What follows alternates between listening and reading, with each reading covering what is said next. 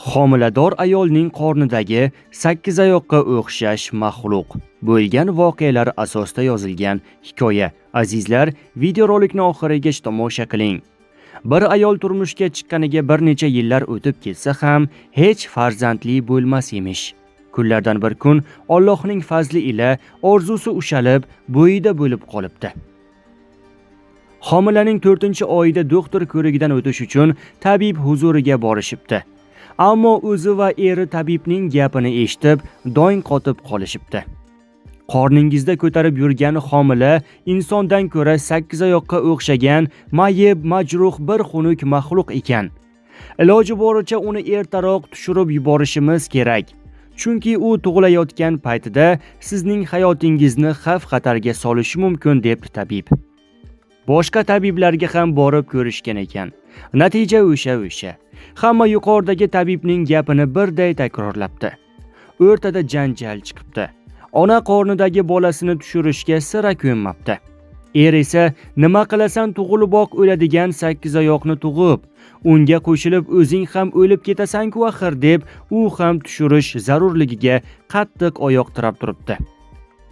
Ayol esa o'z aytganida qolib, mayli, bu Allohning rozi bo'lib mening taqdirimga yozgani, men ham u zotning yozganiga chin dildan roziman. Mayib bo'lsa ham uni ko'rib, bir bag'rimga boskim kelayapti. Men o'z bolamni o'ldirmayman, debdi. Er jahli chiqib, xotinini ota-onasinikiga haydab yuboribdi. Homila oylari birin-ketin tezda quvib o'tibdi. Ayolning ko'zi yoriydigan vaqt ham yetib kelibdi. Shunda kutilmagan hodisa ro'y beribdi. Otaga 9 dan quda tomondan telefon kelibdi. Bolangizni ko'rgani tez yetib keling, deb. Quloqlariga ishonmagan ota es-hushini yo'qotay deb yalangoyoq holida tug'ruqxona tomon yelday uchib ketibdi. Ha, ajablanmang. O'sha 8 oyoqqa o'xshagan maxluq bor yo'g'i 4 ta murg'ak farzand ekan. 2 o'g'il va 2 qiz. Faqat bechoralar bachadon ichida bir-biriga o'ralashib qolgandan qo'l-oyoqlari yagona bir bahaybat jismday ko'ringan ekan. Buni esa ojiz uziy apparatlar to'g'ri ko'rsata olmagan.